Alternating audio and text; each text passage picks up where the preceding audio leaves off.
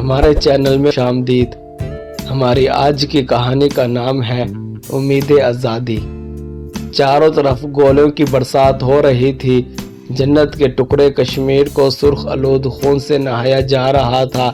خوبصورت وادی لہو لہو ہو رہی تھی۔ مقبوضہ کشمیر میں موجود حمص کا قصبہ جو پہاڑوں کے درمیان تھا، جہاں کی ٹھنڈی ٹھنڈی ہوائیں دل کو لبھاتی رہتی تھیں، سارا کا سارا خون سے نہا گیا تھا۔ عبداللہ بھی اسی قصبے میں رہتا تھا۔ بھارتی فوج کے ظلم و ستم سے سارے مسلمان گھروں میں قید ہو کر رہ گئے تھے۔ جو بھی باہر نکلتا اسے گولیوں سے بھون دیا جاتا۔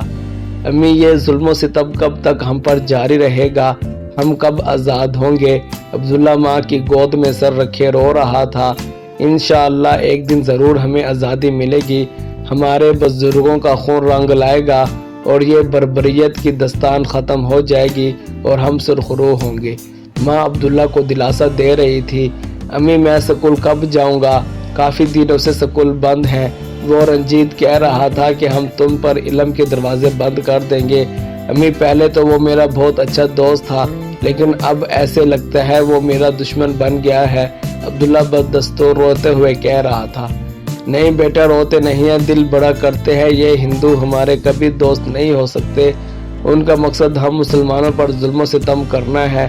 ابھی ماں بیٹا یہ باتیں کر ہی رہے تھے کہ دروازہ زور زور سے بجنے کی آواز آئی۔ لگتا ہے بیٹا کہ تمہارے ابو آ گئے ہیں، خدا خیر کرے۔ ماں نے بھر کر دروازہ کھولا۔ خیر تو ہے عبداللہ کے ابا، اتنے پریشان اور گھبرائے ہوئے کیوں ہیں؟ امی جان نے انہیں دروازے سے دیکھ کر کہا، کیا کروں نیک بخت، بڑی مشکل سے جان بچا کر آیا ہوں۔ اپنے کھیتوں کو دیکھنے گیا تھا، ظالموں نے مسلمانوں کے سارے کھیت جلا ڈالے ہیں۔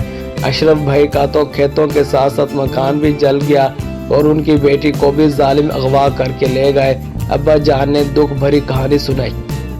اللہ روزینہ کو صبر دے، اتنی بھی نہیں ہو سکتا کہ ہم ان کے گھر جا کر اس دکھ کی گھڑی میں انہیں دلاسا دے آئیں۔ میرا تو یہ سن کر دل پھٹا جا رہا ہے۔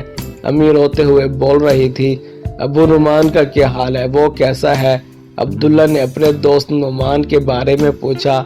بیٹا مجھے خود بھی کچھ اتنا پتہ نہیں، مجھے تو خود اپنی جان کے لالے پڑے ہوئے تھے۔ بہت سے لوگوں کو میری آنکھوں کے سامنے شہید کر دیا گیا، میں بڑی مشکل سے جان بچا کر بھاگا ہوں۔ ابو کی آواز میں رنجیدگی چھائی ہوئی تھی۔ ایک بات کہوں، رات کو جب عبداللہ سو گیا تو ابو نے امی سے کہا، جی کہیں کیا بات ہے؟ امی نے جواب دیا، میں سوچ رہا ہوں کہ ان کھیتوں میں نے کتنی محنت کی ہے، فصلوں کو کیڑوں سے بچانے کے لیے کیا کیا جتن کیے ہیں۔ آج جب مجھے میری محنت کا صلہ ملنے لگا تھا کہ میری فصل جلا دی گئی، ایسے لگتا ہے کہ جیسے میرا جوان بیٹا میری آنکھوں کے سامنے شہید ہو گیا ہو اور میں خالی ہاتھ ہو گیا ہوں۔ میں اپنی فصل کو جلتا ہوا دیکھتا رہا لیکن کچھ نہیں کر پایا۔ ابا کی آنکھوں سے آنسو چھلکنے لگے۔ یہ سنتے ہی امی جان بھی رو پڑی۔ عبداللہ کے ابو، انشاءاللہ ہمیں ایک دن آزادی ضرور ملے گی۔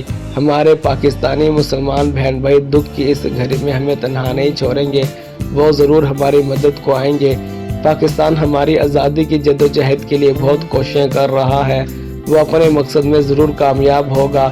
ایک دن آئے گا کہ ہم بھی آزاد فضاؤں میں سانسیں لے رہے ہوں گے۔ ہماری مسجدوں اور تعلیمی اداروں کی رونقیں ایک نہ ایک دن ضرور بحال ہوں گی اور ہم سکھ، چین اور امن کی زندگی گزاریں گے۔ امی کی آنکھوں میں ایک چمک تھی، ابو نے بھی وہ چمک واضح طور پر محسوس کی اور دعائیں کرتے ہوئے اچھی امیدوں کا سہارا لے کر سو گئے۔ عبداللہ بھی پرسکون نیند کی وادیوں میں کھویا ہوا تھا۔